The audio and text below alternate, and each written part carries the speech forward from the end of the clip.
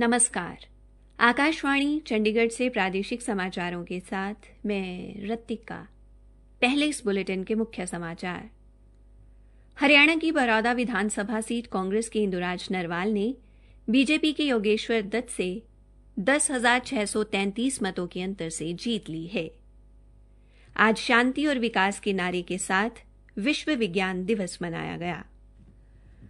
हरियाणा में आज शाम तक कोविड-19 के 2,200 नए मामले सामने आए, जबकि 1,826 कोविड मरीजों को स्वस्थ होने पर अस्पताल से छुट्टी दी गई। और हरियाणा पुलिस ने आज डबवाली से 18.5 किलो चूरापोस्त सहित 2 महिलाओं को गिरफ्तार किया है। अब समाचार विस्तार से। हरियाणा की बरौदा विधानसभा सीट कांग्रेस के इंदुराज नरवाल ने जीत ली है। श्री नरवाल ने अपने निकटतम प्रतिद्वंदी भारतीय जनता पार्टी के योगेश्वर दत्त पहलवान को 10,633 मतों से हराया।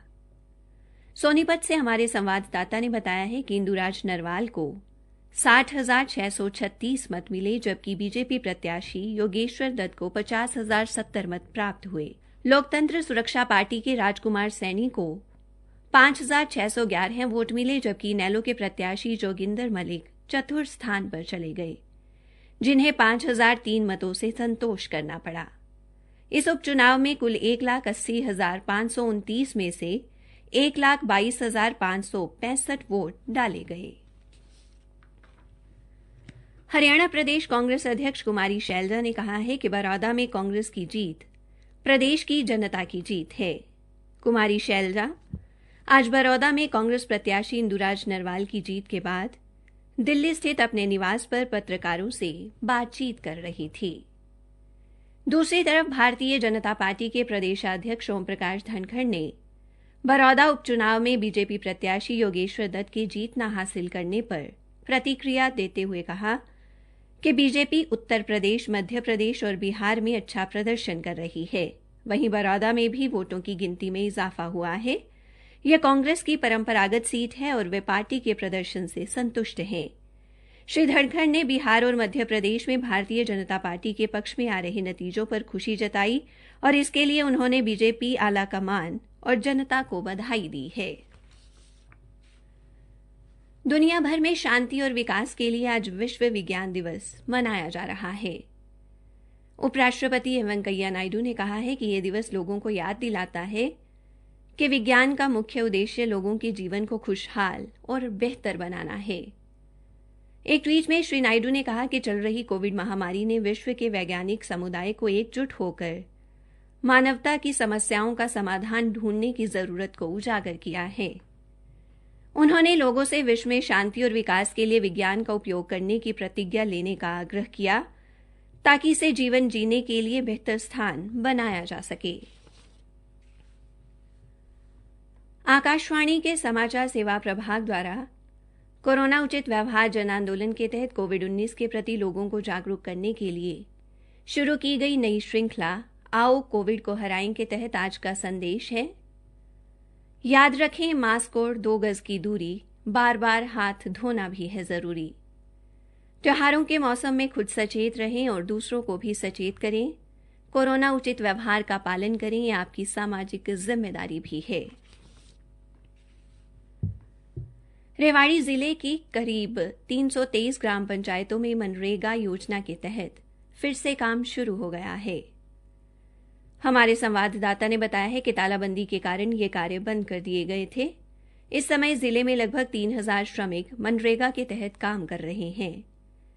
जिला प्रशासन की ओर से जिले की अन्य ग्राम पंचायतों में कार्यों की रूपरेखा तैयार करने के साथ साथ श्रमिकों का जॉब कार्ड बनाने के निर्देश भी दिए गए हैं। कोरोना वायरस से बचाव के मद्देनजर मजदूरों को उचित दूरी और एहतियात बरतते हुए काम करने के लिए जागरूक भी किया जा रहा है। हरियाणा में आज शाम तक कोविड-19 के 2,200 नए मामले सामने आए हैं, जबकि 1,826 कोविड मरीजों को स्वस्थ होने पर अस्पताल से छुट्टी दी गई है। विभिन्न जिलों से हमारे संवाददाताओं से मिली जानकारी के अनुसार पंचकुला जिले में आज 77, अंबाला जिले में 39, फरीदाबाद जिले में 514, यमुनानगर जिले में 15, सिरसा जिले में 51 और पलवल जिले में 14 लोगों में कोविड संक्रमण की पुष्टि हुई है। जबकि फरीदाबाद जिले में 302, भिवानी में 40, यमुनानगर जिले में 18, अंबाला जिले में 41, पंचकूला जिले में 21, सिरसा जिले में 63 और पलवल जिले में 23 कोविड मरीजों को स्वस्थ होने पर छुट्टी दी गई है। आज सिरसा जिले में 3 और फरीदाबाद में 2 कोविड मरीजों की मृत्यु भी हुई है। हरियाणा के सहकारिता मंत्री डॉ बनवारी लाल ने कहा है कि प्रदेश सरकार देश में सबसे ज्यादा गन्ने के भाव दे रही है। हाल ही में यह भाव 340 रुपये प्रति क्विंटल से बढ़ाकर 350 रुपये किया गया है। सहकारिता मंत्री आज जींद की सहकारी चीनी मिल में गन्ना पिराई सत्र का शुभारंभ करने के बाद संबोधित कर रहे थे। उन्होंने कहा कि किसानों को गन्ना उगाने और इसे मिलों में बेचने तक कोई परेशानी नहीं आने दी जाएगी।